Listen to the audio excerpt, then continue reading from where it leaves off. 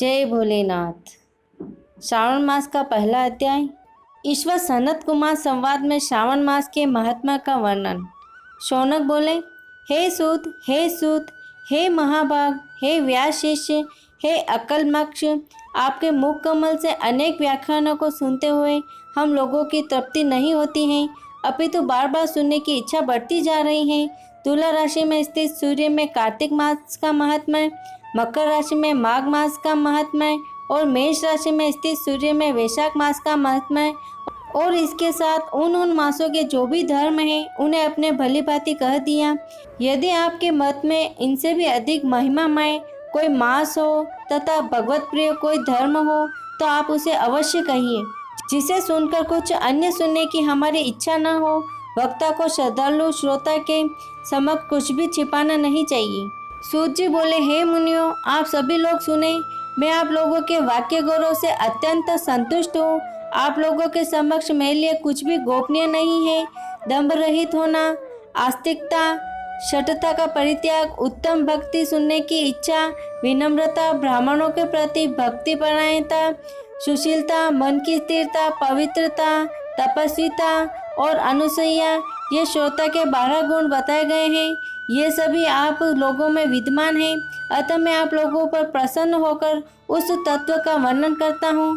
एक समय प्रतिभाशाली सनत कुमार ने धर्म को जानने की इच्छा से परम भक्ति से युक्त होकर विनम्रता पूर्वक ईश्वर भगवान शिव से पूछा। सनत कुमार बोले, योगियों के द्वारा आराधनीय चरण कमल वाले हे देव, हे महाभाग, हमने आपसे अनेक तत्वों तथा बहुत प्रकार के धर्मों का श्रवण किया, फिर भी हम लोगों के मन में सुनने की अभिलाषा है।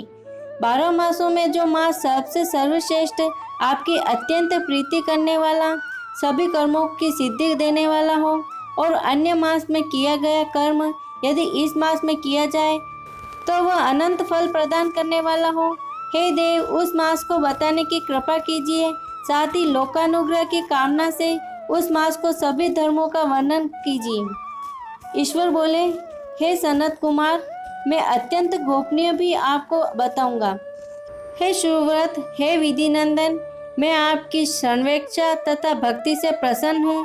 12 मासों में श्रावण मास मुझे अत्यंत प्रिय है।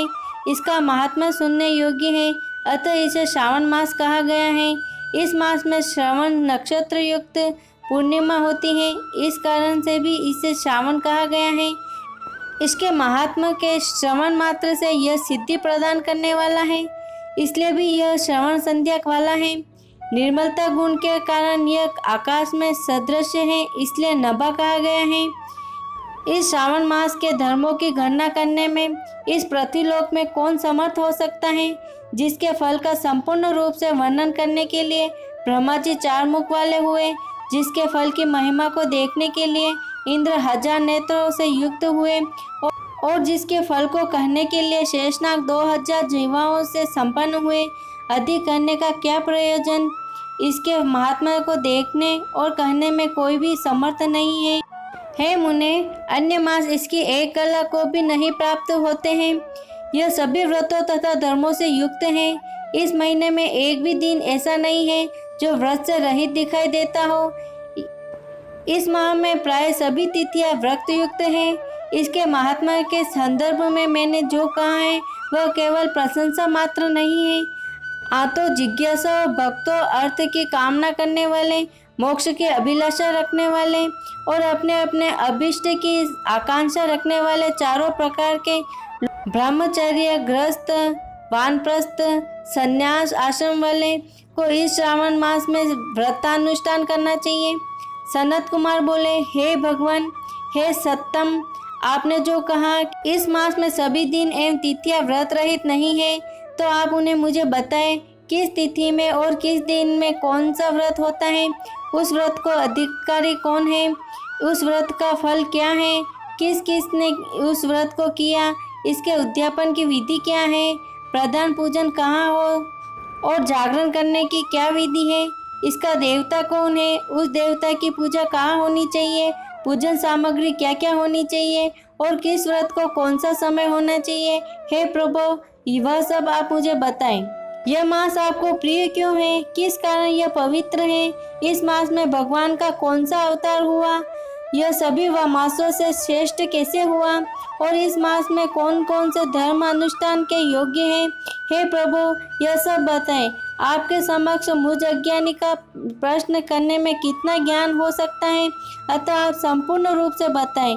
हे कृपालो, मेरे पूछने के अतिरिक्त भी जो शेष रह गया हो उसे भी आप लोगों के उद्धार के लिए कृपा करके बताएं। रविवार, सोमवार, सोमवार, बुधवार, बृहस्पतिवार, शुक्रवार और शनिवार के दिन जो करना चाहिए, हे प्रभु, वह सब मुझे बताएं। आप सबके आदि में विभूत हुए हैं, अतः आपको आदि देव कहा गया है। जैसे एक की विधि बाधा से अन्य की विधि बाधा होती है, वैसे ही अन्य देवताओं के अल्प देवत्व के कारण आपको महादेव माना गया है। तीनों देवताओं के निवास स्थान पीपल वृक्ष में सबसे ऊपर आपकी स्थिति है। कल्याण रूप होने के कारण आप शिव हैं और पाप समूह को हरने के कारण आप हर हैं।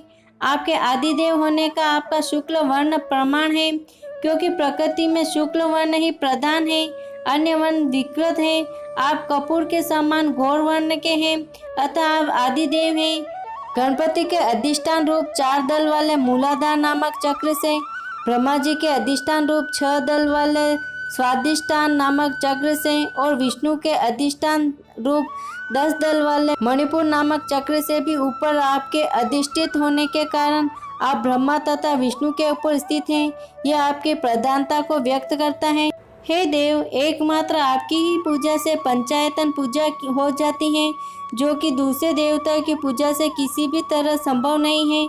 आप स्वयं शिव हैं। आपकी बाई जांघ पर शक्ति स्वरूप दुर्गा, दाहिनी जांघ पर गणपति, आपके नेत्र में सूर्य तथा हृदय में भक्तराज भगवान श्री हरि विराजमान है। अन्य के ब्रह्मा रूप होने तथा रास के विष्णु रूप होने और आपके उसका भोक्ता होने के कारण हे ईशान, आपके श्रेष्ठत्व में कैसे संदेह हो सकता है? सबको विरक्ति की शिक्षा देने हेतु आप शमशान में तथा पर्वत पर निवास करते हैं।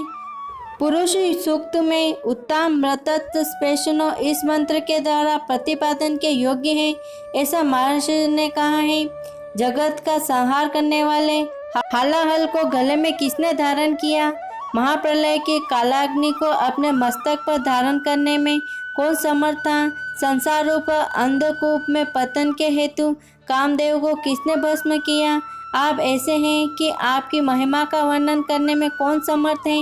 एक तुच्छ प्राणी में करोड़ों जन्मों में भी आपके प्रभाव का वर्णन नहीं कर सकता, अतः आप मेरे ऊपर कृपा कर मेरे प्रश्नों का बताएं। इस प्रकार से स्कंद पुराण के अंतर्गत ईश्वर सनत कुमार संवाद में श्रावण मास का महात्मा में पहला अध्याय पूर्ण हुआ। जय भोलेनाथ।